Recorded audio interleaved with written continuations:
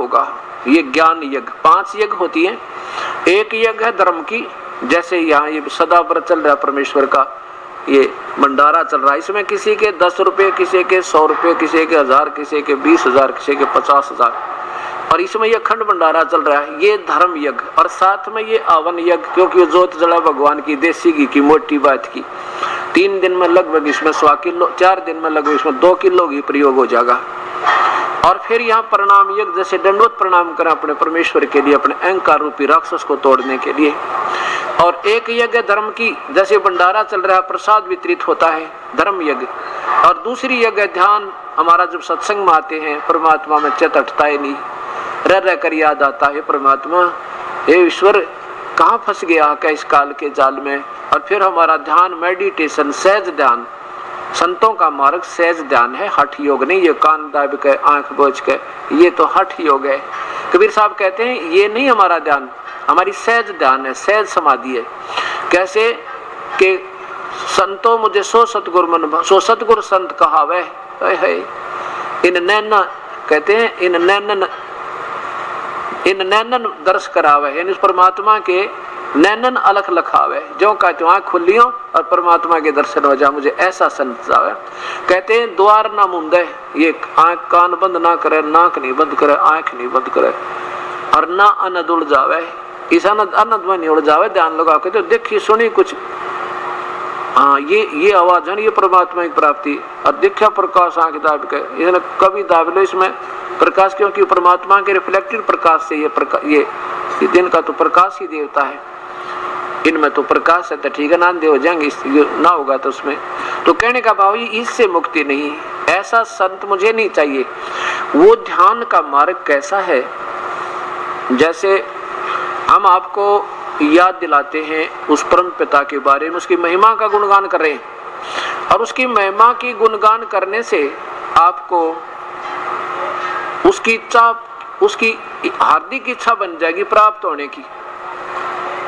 अब जैसे आप सत्संग में आ गए, अब जैसे लड़की का रिश्ता कर दिया जाता है, लड़की का जब रिश्ता कर दिया जाता है तो घर के बैठ कर बतलाया करते हैं माता पिता, और फिर माँ बतावे बेटी ने, और बेटी को पता हो जाता है कि मेरा पति ऐसी नौकरी करता है, या ऐसा बिजनेस करता है, या कोई जमींदारा मजदूरी करता है, उसका इतना मकान है, वहाँ पर ऐसा है, बहुत अच्छे व्यक्ति हैं, बहुत अच्छे सास है इसकी।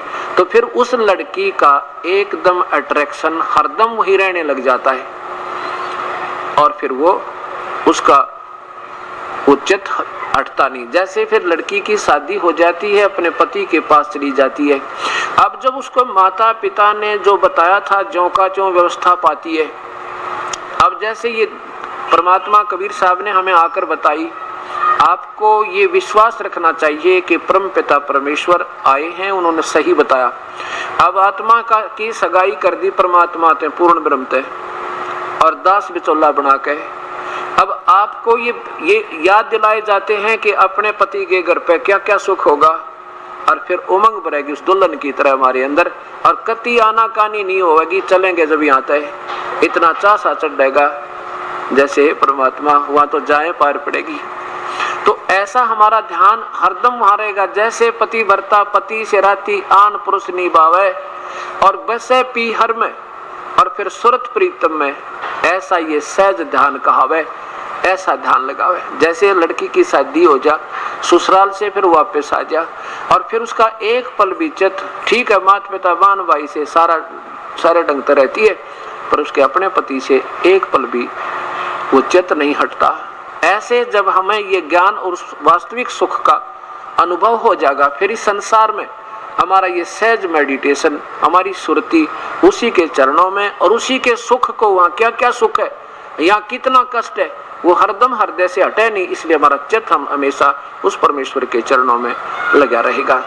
और दूसरा सहज ध्यान का आपको बताते हैं, जैसे आपके ऊपर कोई मानसिक परेशानी आ जाए, कोई संकट आ पड़े, और उसका निवारण हो नहीं, आप चाहे कितनी दूर चले जाओ, रिश्तेदारी में आपने अच्छी बढ़िया हलवा और खीर खिलावे, लेकिन आपके हृदय से वो संकट वाला स्थान, वो वहां से चित्त आपका हट नहीं सकता। खाना भी खा रहे हो, उनसे बात भी कर रहे हो, बात खत्म होते ही आपका चित्त उसी संकट स्थल पर, यानी टेंशन जिसे कहते हैं। अब जैसे एक व्यक्ति ने लड़की की शादी करनी थी, 50,000 रुपये उधार लोन ले लिया, ऋण ब्याज पे, और फिर नौते देने चला गया और तिजोरी यानी जिसमें सो रखा था उस अलमारी को खुले छोड़ गया गलती से, और 1000 किलोमीटर जाकर याद आई शाम ने, वो होते हैं तो भाई अलमारी खुली छोड़ आया है परमात्मा, गरीब आदमी मुश्किल से तो ब्याज लिया था, ब्याज पर लोन धन लिया, ये मालिक कोई निकाल ना ले जा। अब वह बात भी करे उनसे, न्योता भी देवे है, रोटी भी खा रहा है, उसके लिए खूब उसको खातिरदारी भी हो रही है, पर उसका एक पल भी मन उस तिजोरी तो नहीं हटता। ऐसे ये सहज समाधि होती है। सुमरन की सुध यों करो जैसे दाम कंगाले, कह कबीर विसरे नहीं फिर पल पल लेवे संभाल। सुमरन की सुध यों करो जो सुर भी सुत माही, कह कबीर चारा चरत वो बिसरत कबहू नाही। ये सहज ध्यान है। कैसे? जैसे चारा चर रही है, जैसे चारा चर रही है गऊ, और ध्यान उसका अपने बच्चे पे होता है, चारा भी चर रही है, और कोई कुत्ता या कोई हिंसक पशु आ जाता है, फूफा भी कर जाती है, एक दृष्टि इधर भी रहती है, चारा भी चर रही है। ऐसे सुमरन के अंदर भी हमारा सहज मेडिटेशन, सहज ध्यान सुमरन के ऊपर रहता है। और फिर उस सुमरन से हमें लाभ क्या होगा? यानी जैसे हमने आम बो दिया, आम की सेवा में भी ध्यान है और उसके प्रतिफल का भी हमें ये सहज ध्यान है कि इसलिए तो इसको कर रहे हैं। ऐसे जैसे हाड़ी बीज धुन और पंथी से बतरावे, उसमें खंड पड़े नहीं ऐसे, ये ऐसे ध्यान लगावे। जैसे क्योंकि गरीबदास जी एक जमींदार थे, आम व्यक्ति को हर ढंग से समझाने की चेष्टा करते हैं कि जैसे हाली बीज बो रहा है, बीज धुन, धुन माने उसमें लौ लग रही है उसकी, बीज बीजने में, रास्ते में कोई रास्ते से के साथ साथ बीज बीज रहा है, और कोई अतिथि आ जाता है यात्री, और वो पूछता उससे कि मैंने उस गांव में जाना है, मेरा रास्ता ठीक है या नहीं है, उसको रास्ता भी बता रहा है, उसको संकेत भी दे रहा है तू ठीक जा रहा है। आगे जाके कुआं आएगा, उससे बाईं तरफ मुड़ जाना, आगे फिर उसके सामने आप देखोगे नीम का वृक्ष होगा, उसके लेफ्ट को यानी दाएं तरफ मुड़ जाना, सामने देखोगे एक और तालाब दिखाई देगा, और साथ में बीज भी बीज रहा है।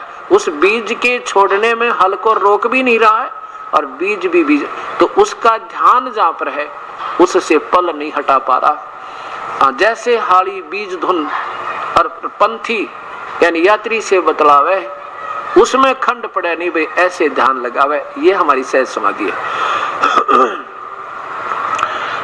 अब कहने का भाव ये है कि धर्मदास जी को परमात्मा बता रहे हैं कि 5 यज्ञ होती है यहाँ पर। एक यज्ञ धर्म की, दूसरी यज्ञ ध्यान, तीसरी यज्ञ हवन की।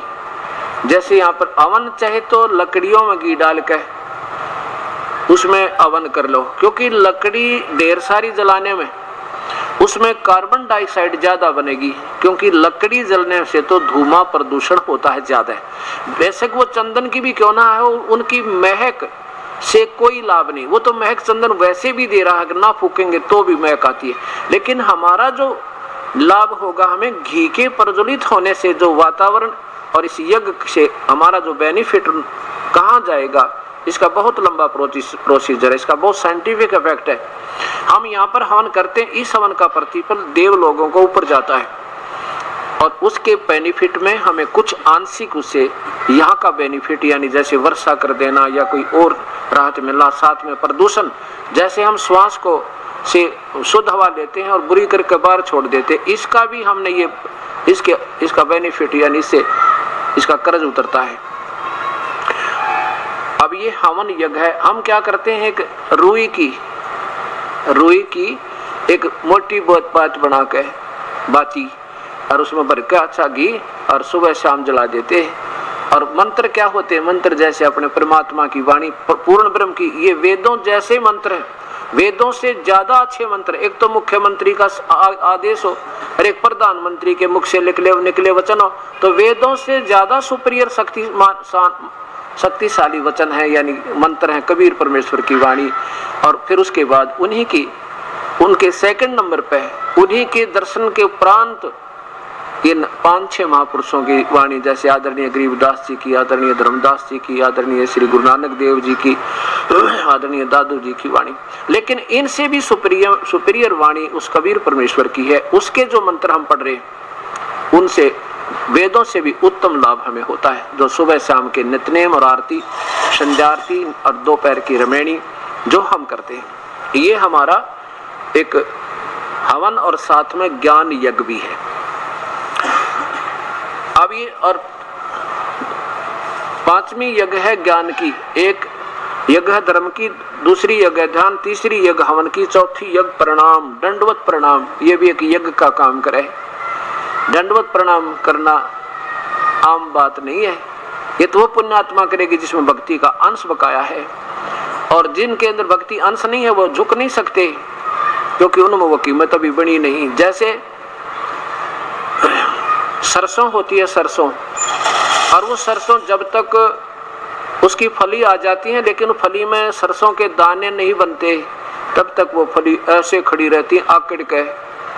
और क्योंकि उसमें कच्चे दाने हैं, ना खल बने ना तेल, योज किससे काम नहीं हुआ, इसलिए उसमें अकड़ है, क्योंकि उसमें वह कीमत नहीं जो उसने झुका दे। और धीरे धीरे वो परिपक्व जब हो जाती है तो ऐसे लटक जाती है, जमीन को छूने को हो जाती है, उसके बस की बात नहीं। ऐसे जिन पुण्यात्माओं में पिछला भक्ति अंश है, अब एक बार तो अकड़ सा लग गया कि भैया अच्छी जगह आ गया, सारे बूंदे लौटे, यानी तो सारे लेटते हैं, ये क्या असभ्य सा लगता है। लेकिन न्यू ना बेरा, ये असभ्य नहीं, ये बिल्कुल सभ्य कर्म है। असभ्य तो जब होगा जब गधे बन जाएंगे, सारी उम्र दंडवत करना, पेट का बल चलना, 2.5 बन का बोरा, 1 मिनट की फुर्सत ना चौकर दे जुलूस निकले। तो हम अपने भगवान के चरणों में चाहे कुछ भी हो हमारा, जैसी बदरंग मार जाए किसी ने, कितना अंडी पाक रहे हो, मक्खी मुंह में बढ़े और निकले, बता के अभिमान इस माटी का। इस मिट्टी को मिट्टी समझ के भगवान के चरणों में लगाए रखेंगे तो ये राजी होगा, ये प्रसन्न होगा। आदिनी के पास है ये पूर्ण ब्रह्म दयाल, और मान बढ़ाई मारियो बेअद विसर काल। इस प्रकार हम 5 यज्ञ करते हैं।